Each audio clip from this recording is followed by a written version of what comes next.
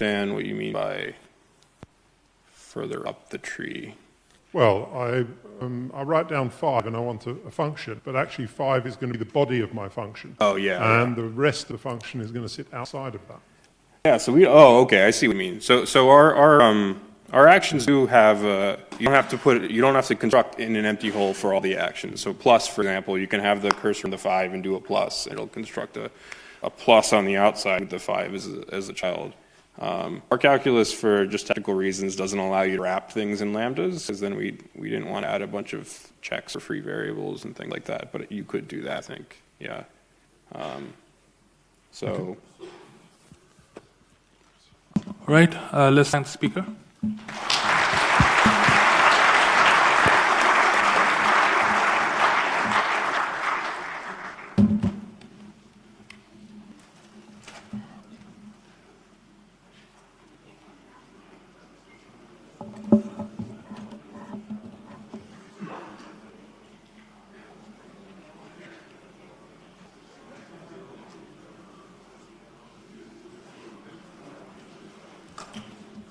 Next up is Karl, who's going to talk about an abstraction theorem for modules.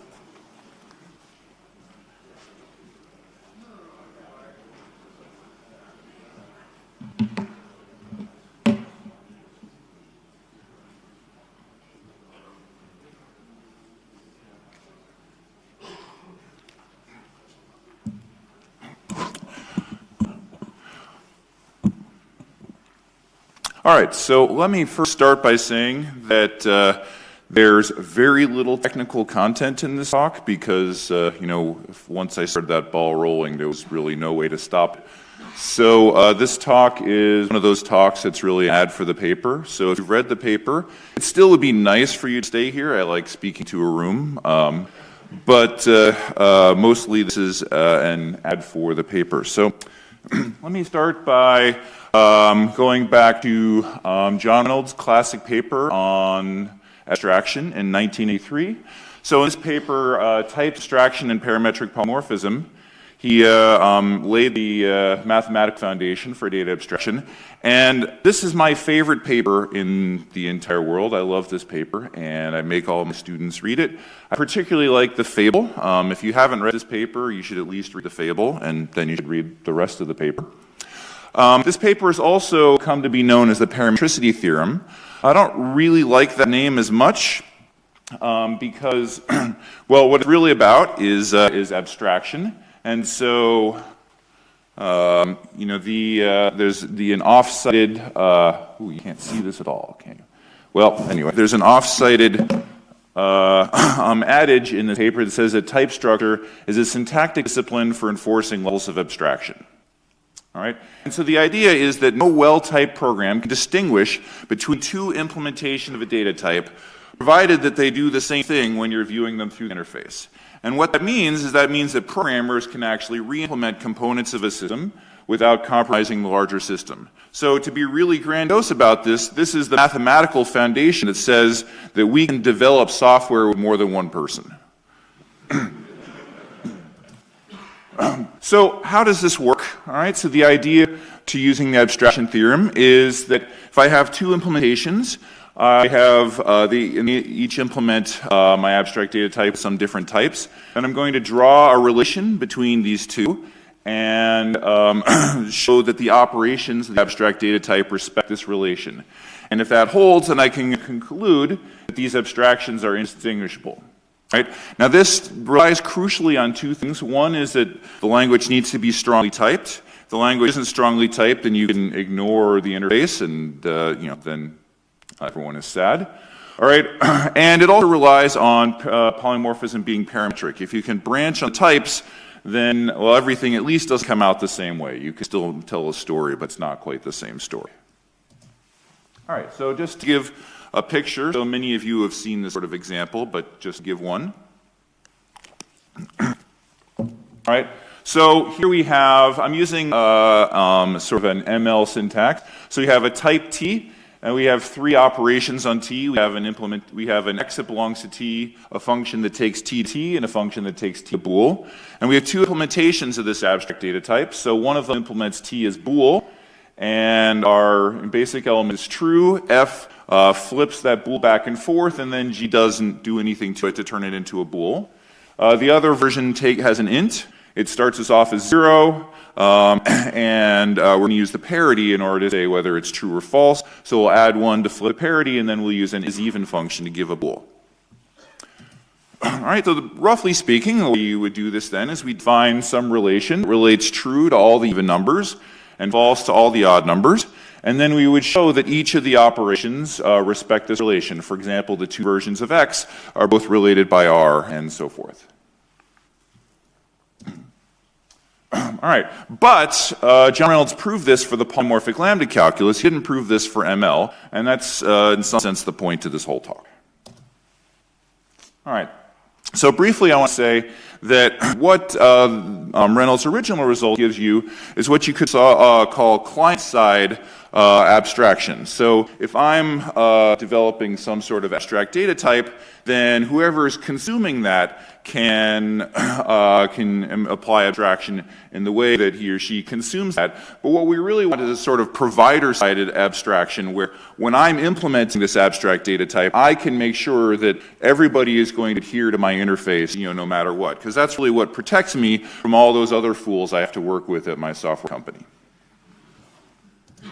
All right, so it's always scary to do a history slide because what you're saying is always wrong.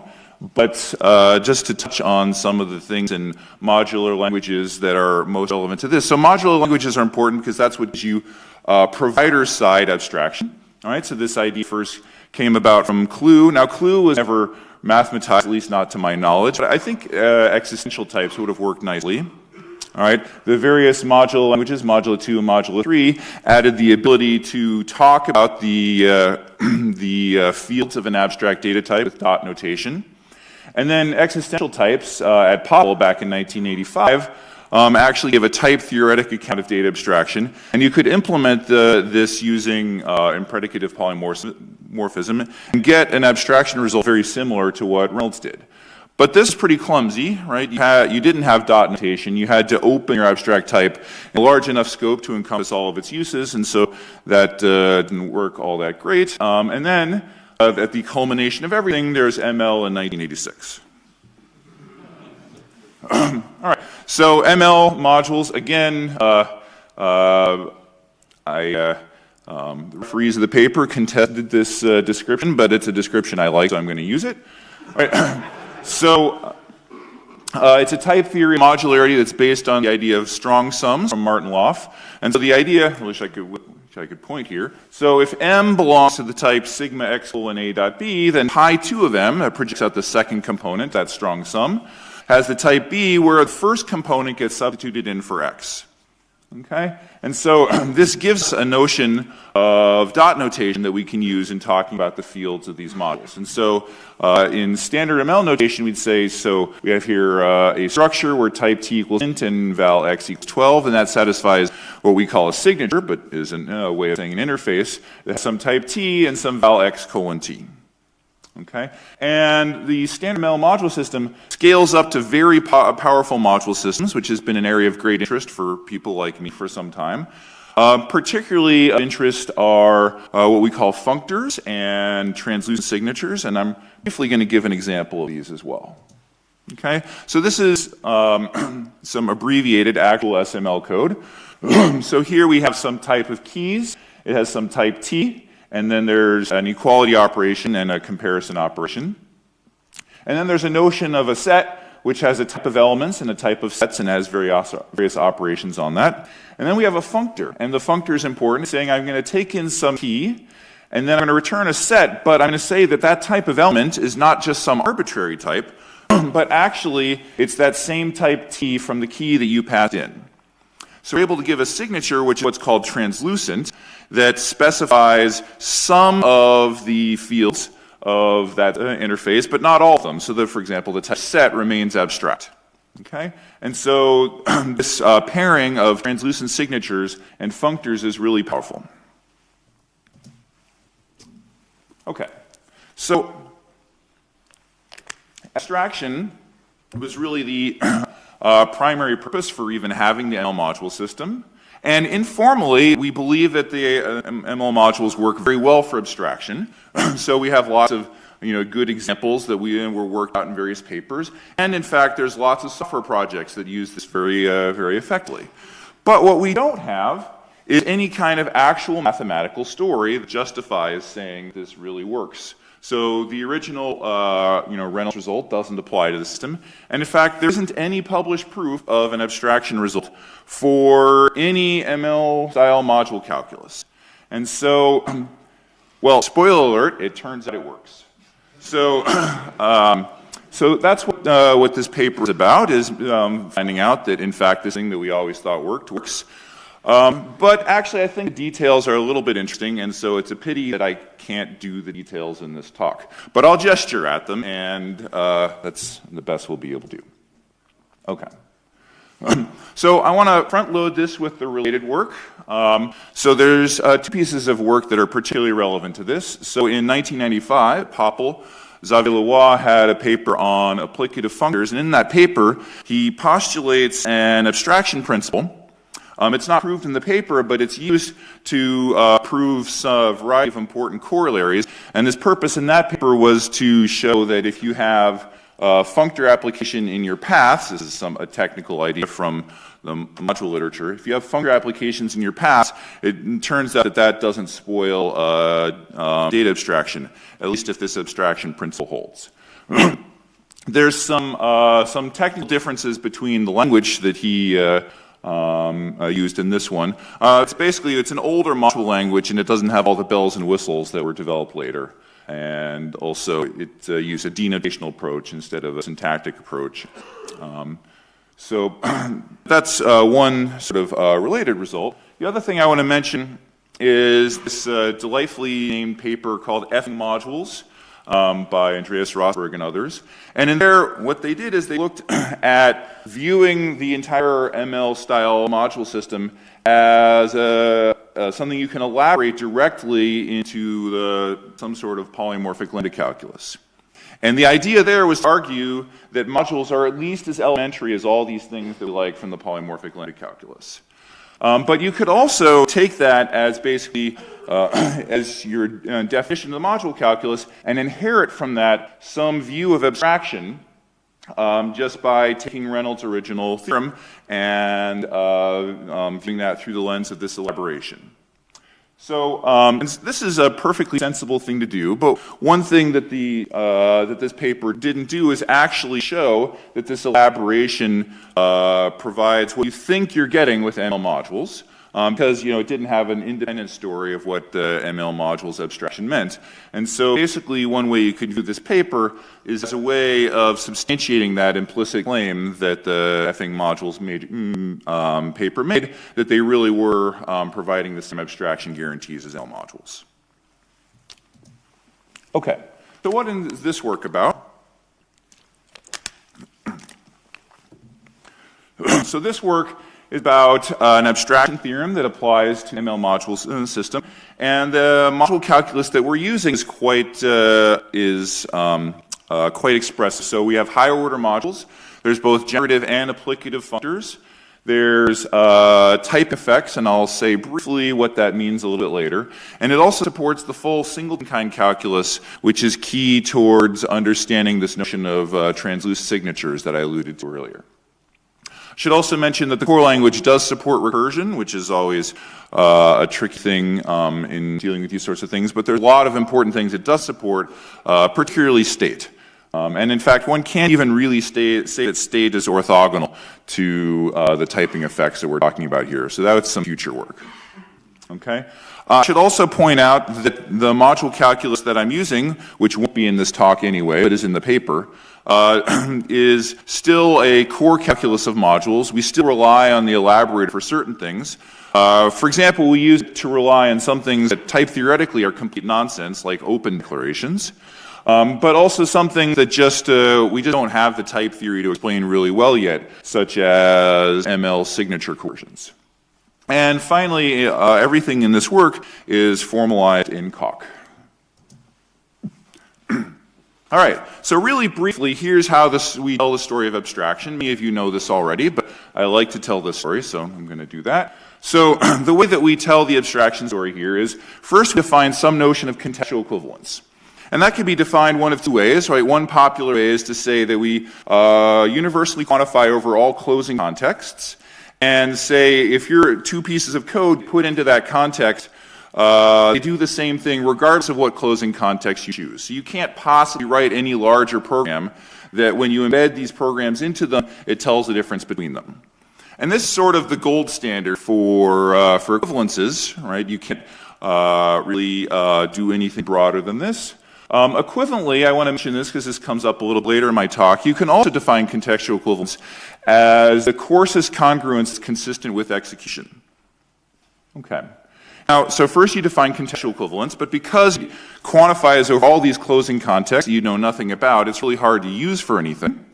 And so then you define logical equivalence. The nice thing about logical equivalence is it actually is governed by the code that you write. So it takes the types of the code, and those types tell you what sorts of experiments you can run on the code, and those types then govern this, the definition of logical equivalence. And we say that equivalent expressions are ones that produce equivalent results in some appropriate sense under equivalent type-driven experiments, again, in some appropriate sense. All right, so then you prove that contextual and logical equivalence actually are the same thing. Contextual is gold standard, but logical is nice to use. And so then, profit. All right, so let me give a really quick example of how the profit part works. All right, so here I'm going to pretend that I have existential types. Well, actually, in the paper, I do have existential types.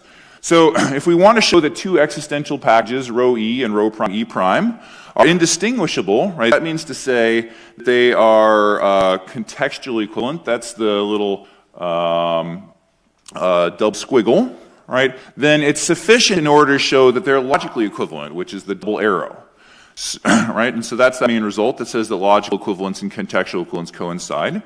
So now it's good enough for us to show that these are logically equivalent, and the way that we do that is, well, we don't have to require that rho and rho prime are the same, because that's no fun. That means you can't ever redefine your abstract data type with some new carrier type. But we come up with some relation R between rho and rho prime, and we show that E and E prime are logically equivalent, roughly speaking, at R for alpha and tau. You have to define what that means. Okay, so that's kind of how this sort of thing is supposed to work, and that's how you learn that two abstract things are indistinguishable. So what makes this hard? All right, so now I'm halfway through and getting to the point of the talk, I guess more than halfway through. All right, what makes this hard is three main things. So first of all, modules are mixed phase objects. So in Reynolds parametricity, polymorphic functions, which abstract over types, and regular functions, which abstract over terms, are treated very differently. But if you write, say, a functor, which abstracts over a module, that has both type components and term components. And so these mixed phase objects, we have to somehow cope with the fact that they need to be treated both as a type constructor and as a term simultaneously. All right. Second of all, there are typing effects. Roughly speaking, typing effects, don't have time to really go through the module system here, but it's not new to this paper. And roughly speaking, we use sealed modules. Those are the ones which are abstract and you can only use through the interface. Those are somehow impure. The idea is that there's some daemon who comes in, modifies your module in order to change things around in such a way that you don't know what the types are anymore. Of course, that doesn't actually happen, but that's sort of notionally the effect that's going on. Right? And since we have pure and impure modules, that gives rise actually to two notions of equivalence. Equivalence at impure modules and equivalence at pure modules. You have to cope with that. And then finally, the underlying type theory that involves these singleton kinds, which we needed to talk about translucent signatures. This is actually really quite tricky in its own right, and that has to be dealt with as well. So those are the three main things that makes this hard.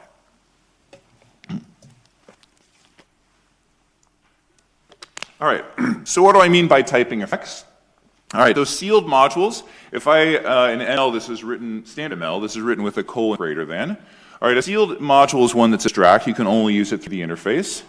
And we view that as an effect which helps us track that sort of behavior through functors. Right, this is an idea from Derek Dreyer's module calculus paper from Popple in 2003. So as I said before, pure modules are unsealed, impure modules are sealed, and we can see here that unsealed modules are much easier to distinguish. So this is the same example before, but if I say you don't have to go through the interface, well, now you can really easily tell that these two things are different. You can even distinguish them syntactically just by writing some code that relies on t being bool or int, and then it won't even compile with the other one. Okay. All right. So singleton kinds they arise because of type specifications. So if I say type t in a signature, then I'm saying that t has kind type. If I say type t equals int, then that says that t has the kind singleton of int. And this gives rise to a subbinding relation. Any singleton is a subkind of type, but it also makes type equivalence context sensitive.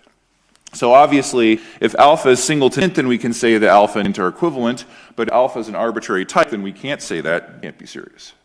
Oh, all right. And other things happen as well. All right. So contextual equivalence is, this isn't novel, but it's a little bit interesting. It's not how it's usually done, and I don't have time to talk about that. So let's see. So how we code with the singleton kind calculus. So we have a notion of pre-candidates, which your typical candidate is the pre-candidate at type, so that's some relation between values. And then we can lift that up to higher kinds by saying we have functions that generate such things in an appropriate way. Call these pre-candidates because we don't at this point check that they have the appropriate closure conditions. Okay?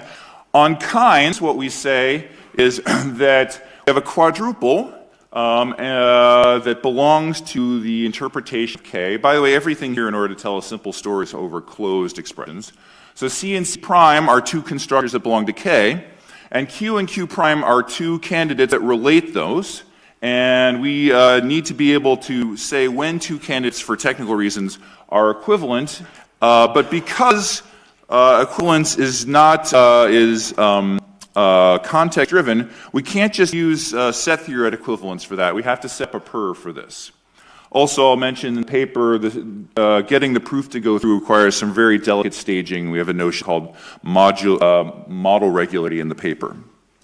Okay, so types are actually pretty standard. I'll skip that. And then finally, so for signatures, what do we want to say? So if a signature contains modules, and a module is a hybrid of a term and a type, so a signature is a hybrid of a kind, a type, and a kind. And so what we're going to say here is that V and V prime and some pre-candidate Q belong to the interpretation of signature sigma, provided that, well, V and V prime are appropriate modules to belong to that, and also provided that they are viewed as logically equivalent. And furthermore, Q should be some candidate that relates the static components, which we write there as first of V and first of V prime, the static components of those two modules. So that's where we take into account the fact that these are mixed phase objects. Okay? So this is an idea that goes back to Harper, Moji, and Mitchell in 1990. The idea that we can take a model and we can separate apart its static and dynamic components. That's its type-ish stuff and its term-ish stuff. And so once we do that, if we separate out the type-ish stuff from this module, then we can come up with some candidate to relate the type-ish stuff of these two modules. Okay, so we can define our logical equivalence here, and what I mainly want to gesture at here is, so the first is fairly standard for any notion of logical equivalence. The second one says that if we want to say that M and M prime are logically equivalent as impure terms, then there should exist some Q, some candidate, that is able to make those things work out to be the same. If we want to say that they are logically equivalent as pure terms, then that Q can't be any old Q. It has to be the standard interpretation, logically speaking, of the static portion of that module. Which is to say, let's say I'm defining my type T to be equal to int. The relation that relates it has to be the actual standard logical interpretation of int. Okay, and I need to mention that for the purpose, we'll skip that, purpose of this example here. And this is pretty much where I'll conclude.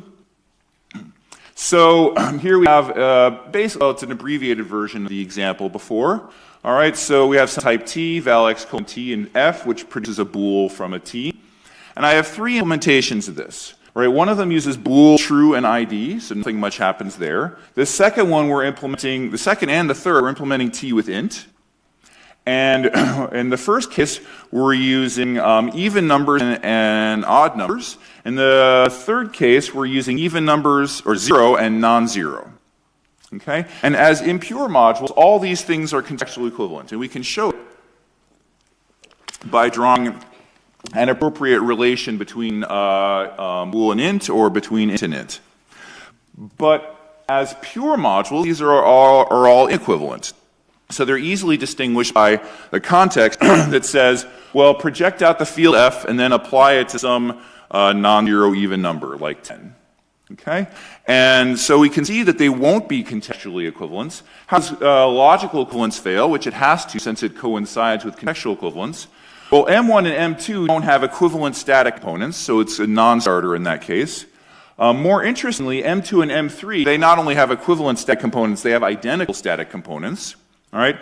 But the Q that relates them is not the standard equivalence on int. We have to pick some other relation, which isn't the public equivalence on int. All right? So these things are going to work out to be inequivalent for that reason. All right, so I think that is, oh, right, and formalization. So all this is formalized in Coq, and the formalization is really great. And that's it. So I hope that whets your appetite to read the paper. Thank you.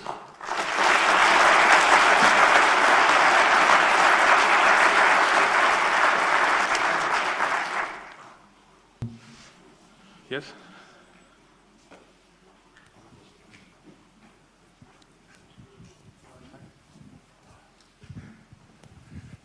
Hello. Yeah. How do you compare to Marc Lasson's work on parametricity and realizability in pure type systems? I'm sorry? Realizability and parametricity in pure type system. There's a PhD thesis on this by Marc Lasson. I don't actually know that. You don't, so he actually, I think it's very close to what you're talking about here. Maybe we can talk about it later. All right, I wish I hadn't informed answered your question, but I don't. Okay. Oh, I should be here. Yeah. Okay. So your logical relations looked a little bit like the ones from the non-parametric parametricity paper. From Nice and Dreyer and so on. And I'm wondering if there's a relationship, like maybe you could encode what you've done into that system, and be like the sealed modules would be the ones that were wrapped in their terminology, and then the unwrapped ones were the... All right, I hadn't thought of that connection. What you're saying is plausible. I'd want to look at more carefully to give a definitive answer. Is Derek here? Yep. What do you think, Derek? Oh, Derek even has a microphone. We can take that question offline. I have a question of my own. So, so in our paper from Pablo 2003, there was a failure of abstraction in that type system, which was that if you had an applicative functor, like the set functor you showed, and you applied it to two different orderings on integers, say, less than and greater than, then you would get out the same set type, and that would that constituted a violation of abstraction. So I'm wondering, what does this result have to say about that? Yeah, so the solution that we had in the paper, as you recall, is we had this notion of weak sealing, where we said that something generated like a little bit of an effect. Not enough of an effect to carry through some operations, but enough of an effect to carry through other operations. And I don't model weak sealing in this paper. I think I know how to do it, but it's not in this paper. So this paper doesn't have anything to say about that particular sort of abstraction failing. But you could still use use sealing at the functor level to seal the whole set functor with a signature that that's right. You could seal the whole set functor as an applicative functor. Right. So if that's what you're getting at, then yes, I do have something to say about that. But if you wanted to force you to make it into an applicative functor at a particular type by putting weak sealing in the body, that's what this doesn't have anything to say about right now. Sure, yeah, I just mean you could get that same failure of abstraction even if you just used strong, whatever you're calling impure sealing at the functor level. So I'm wondering how you avoid that problem given that you have the abstraction theorem. Or maybe whether this abstraction theorem says anything about that example. I guess that's the question. I think maybe we should sit down and look at it, because I think I'm maybe too tired to figure it out standing in front of a room full of people. All right, sounds good. So let's thank the speaker once again.